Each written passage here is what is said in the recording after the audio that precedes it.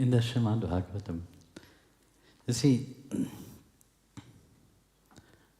it is said that Lord Hanumanji never looked Sri Ram face to face. Only one time it happened. Because you see, Hanuman got cursed when he was young. He forgot everything. He forgot his strength, he forgot everything. Because he was very naughty. Like a monkey, you know.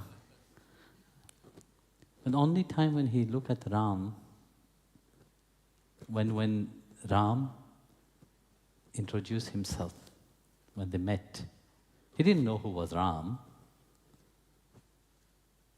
But the moment he looked at Ram, he recognized who Ram is. And from that on, he never looked at Ram's eyes. Because he knows that the state into which he was is a state of a servant. So again, servant doesn't mean as you people understand servant, you know. Servant means that my eyes is not worthy to look at the splendor of the master. So he always look at the feet of Sri Ram. This is where our mind have to be. Hanumanji, which is so devoted, you know, which is the incarnation of bhakti, you know, the epitome of devotion itself. So he is giving an example where our monkey mind have to be focused. Otherwise, our monkey mind is always jumping from one branch to the other, one thought to the other. When we walk, how do we walk? No? This is the attitude that we have, you know. But everybody, you know, we are the most important, and everybody should pay respect to us. Everybody should look at us in a very grand way. That's why we walk very, our nose is higher up. But this is not an attitude of a devotee. And the attitude of a devotee is opposite to the attitude of the man of the world. The man of the world have to look out because he's so fearful. He have to look for danger everywhere because he's scared. Somebody will come, will loot him, will steal from him. Somebody will come, will attack him. But those who have surrendered to Bhagavan completely, what fear do they have when they have Bhagavan himself protecting them?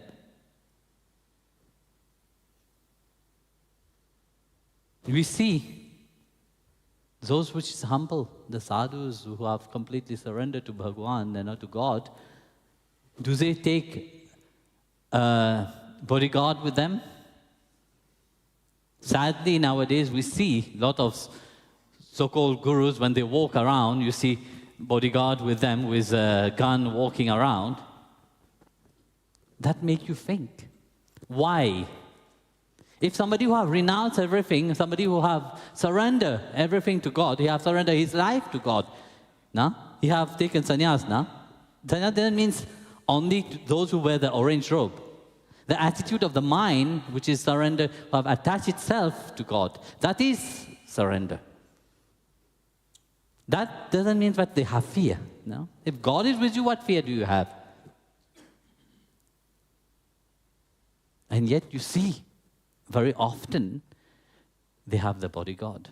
Those who call themselves great, who have surrender, they walk with bodyguard, which is carrying gun with them. That means that they have something to hide. They have something which they are not happy with their life about.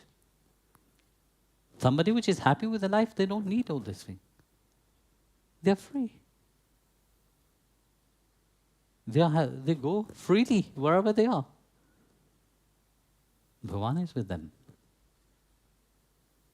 So Hanumanji said, but our mind should not be into this world, because this world is Maya. No. Maya attach you. The more you let your mind hang onto the world outside, more you will get trapped. You know, that's why the attitude of the world, of the man out in the world outside, is like this. Because he's always searching and fearful of missing on something. But the devotee have an attitude of humbleness. Hanumanji is the epitome of that humility. He always looked down, you know. Not only to Sri Ram, even to the devotee of Lord Rama. Wherever the name of Ram, he's there, but his head is always down. He's perceived, whenever somebody is worshipping, he perceives that Lord, that same Lord which he loved, in the heart of everybody. And that is the reminder that how is our attitude into the world? Huh? Is it with arrogance? Are we attaching more to Maya? Or we have an attitude that we have surrendered? No? Sarva dharmam parityagam. No? Bhagavan have said, surrender everything to me. But have you truly surrendered everything to Him?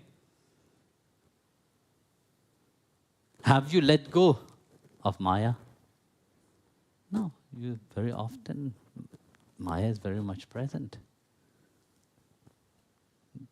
There's a saying that said, you know, those who tell you, renounce Maya, they themselves, Maya get attached to them.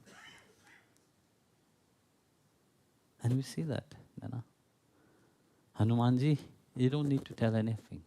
He represents that detachment. Detachment, but the mind is not things that you attach yourself with, you know. Detachment means these things should not attach to you.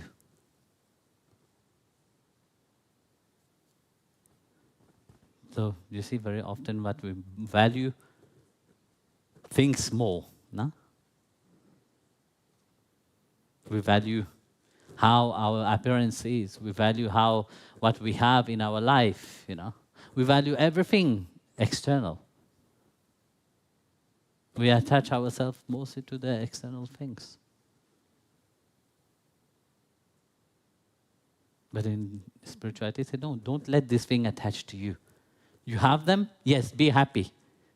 Use it for the welfare of the society, welfare of everyone. You know? Make service to it. But don't let this attach you to you. The moment you let the things attach to you, this is the mistake. So Hanumanji said, no. Focus your mind on the lotus feet of the Lord.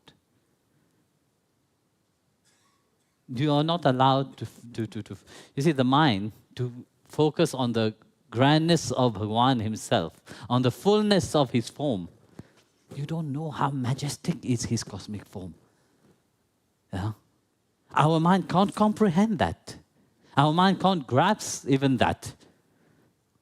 We see that form that he have given to us, yes, we focus on it, we remind us that he is with us.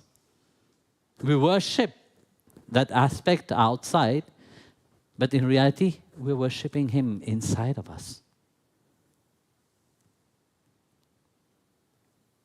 Very often you will hear that, you know, when you go into the world. Ah, yes, but these people are worshipping the statue. No? You have encountered it, no? For sure, people have said, why you go there, they have so many statues, you know. And funny thing is that these people who's telling you that, they themselves have statues everywhere. Huh? They themselves said, you should not make an image of God, but yet they made an image of God. But it's not the image that we're worshipping. We're worshipping the essence which is present in everything. That essence which we call God. God is not limited. If God was limited, then it is a finite God. Then it can't be God. If God is limited in an aspect only, then it can't be God. God is beyond, all limitation. Once, same question was asked to a king. A sadhu approached a king and said to the king, "Oh, you're worshipping." I say, "No, you don't worship." He was a Advaitist. He don't worship the form. He worshipped Brahman.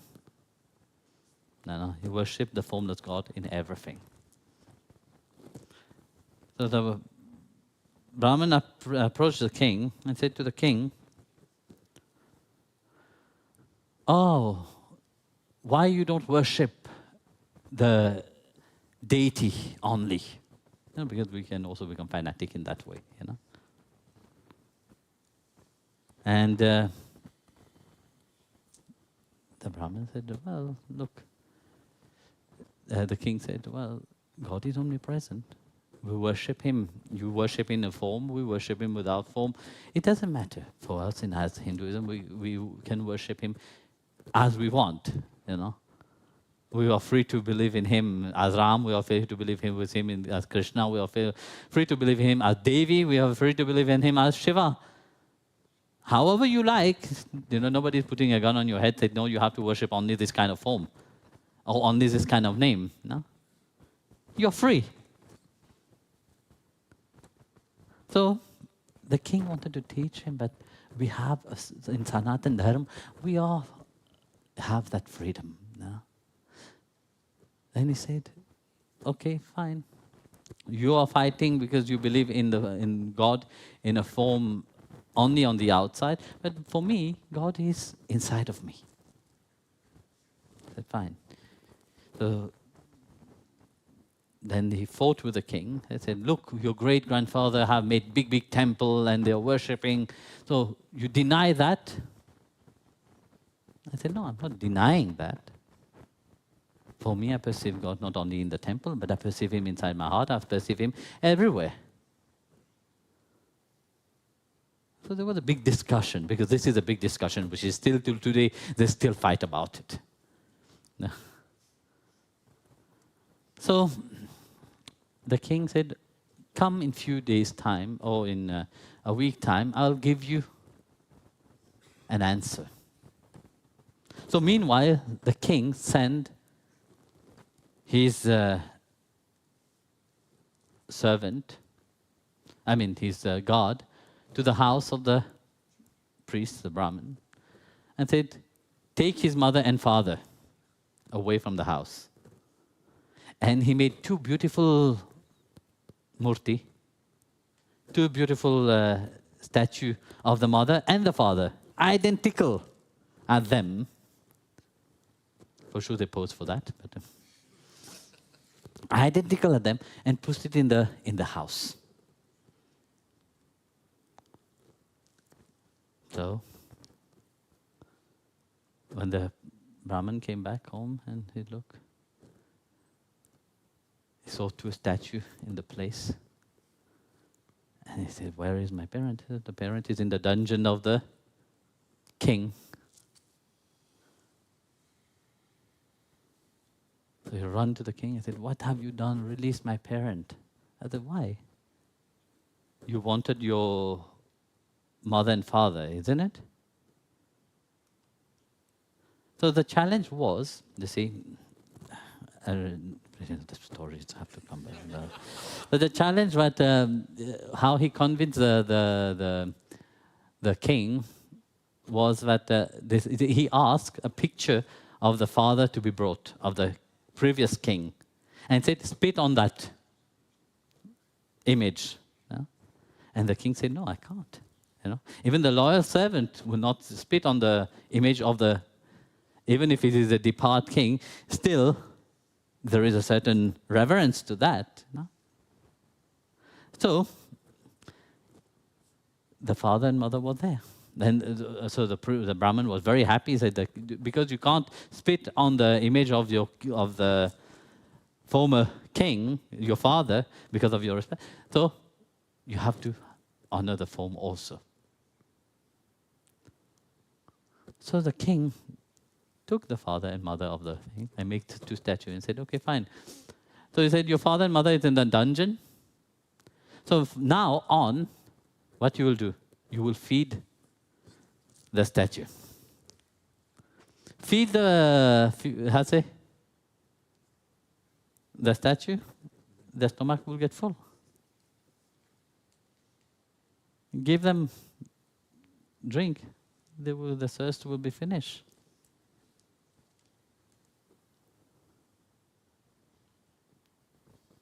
So he realized his fault also, let's say. But yes, they are made, you see, when India was being attacked by the Muslim, they destroyed all the deity. Many deities were destroyed from temples. But that didn't stop the faith of the people. Because faith you can't destroy. Faith is inside of you. You can destroy the outside, but the inside you can't. That's what the king wanted him to understand. See? The deity becomes the deity the moment you have faith in it. The essence of the divine prevailed over that form itself the moment you put your devotion into it. So devotion and faith goes hand in hand. So Hanumanji, his mind was always absorbed in Ram.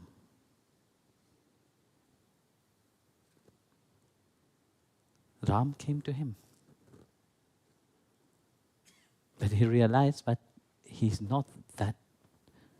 Bhagwan had come. Of course, we see Ram as a form, but for Hanumanji, he was Bhagwan himself. There's a beautiful story I was listening for. You have heard the story of Shabari, no? Here you will see the story. I don't know. We have? Yes, it's in front of me. Sorry, I can't say. This a beautiful story actually of that lady Shabari. How it's from the bhajan. It's so beautiful. It's from that bhajan itself. How Bhagwan come when there's an intense longing. That's one for him. She ran away, like you know the story of Shabari, na? She was from the tribal. She ran away and she went to the ashram, many ashrams. Finally, she found Matang Rishi. So in the ashram, because of her sincereness and her devout and her sincerity of her spiritual path, Rishi Matang said, okay, fine, you can stay in my ashram. Clean the ashram. That's what she was doing. She was cleaning the ashram. But by cleaning, by accepting the most simple task, she had cleansed herself from all desire, from all pride, from all the envy, from all the jealousy, from all arrogance. She had cleansed herself. She had become such a jewel. So that Matang Rishi has perceived in her, saw in her. And he said to her, because of your surrender, knows one thing, that Bhagwan have incarnate here. His name is Ram. He will come to you. Well, Shabari asked, but where will I find Ram? That is a question what she said. Where will I find Ram? He said, you don't need to worry about that, because you have become such a jewel that Ram himself will come to you. Everybody go and look for Ram, but that Ram is looking for you. How wonderful, when the saint, when the saint walk, because they are so absorbed in that devotion, Bhagwan is coming behind. Bhagwan said, hey, Savatamali, you wait for me. Oh, Pundarik, where are you? Namdev, where are you? They don't look for Bhagwan. Bhagwan look for them. Hanuman was such devotion, but Ram was looking for Hanuman.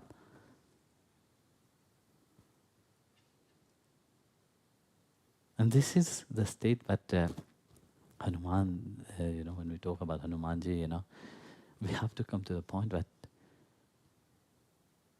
as we long for him, he have also to long for us. Like I was saying in one satsang, we can't have love if it is only one way. We can't call it a relationship if it is only one way. There's no relationship if it is one way. You may love someone, if that person don't love you back, it's not called relationship. It becomes relationship the moment that person also has to reciprocate what you give. And that is the deepness of that relationship that Hanumanji and Sri Ram represent. That deep love between Bhakta and Bhagwan, that deep love between Lord Shiva and Sriman Narayana. Here I'm not talking about Radharani. I'm not talking about Rukmini Devi. I'm talking about Lord Shiva, which represent the world itself, the material reality of this world. Very often people say Lord Shiva is associated to Ahankar, which is the ego. It is due to that ego that we are here. But that ego have to surrender. And that ego can surrender only to the feet of Sri Hari. The feet of Guru and Sri Hari is the same. That's why our mind, the Hanuman's mind, was always at the feet of Sri Ram. And the Bhakta mind is always at the feet of the Sadguru. And this is the object of our meditation, actually. The object of our meditation is the feet of the Sadguru. And from the meditation on the feet of Sadguru to Sri Hari. And this is what Rishi Matang and have given to Shabri, because Shabri was absorbed into the devotion to Matang Muni. And because of her devotion to her Sadguru, Bhagwan himself has come and visit her. Because of your devotion, we have here wonderful experience of the devotee. That happened not just like this. Bhagwan himself make it. So that is where your mind have to be. Jai Gurudev.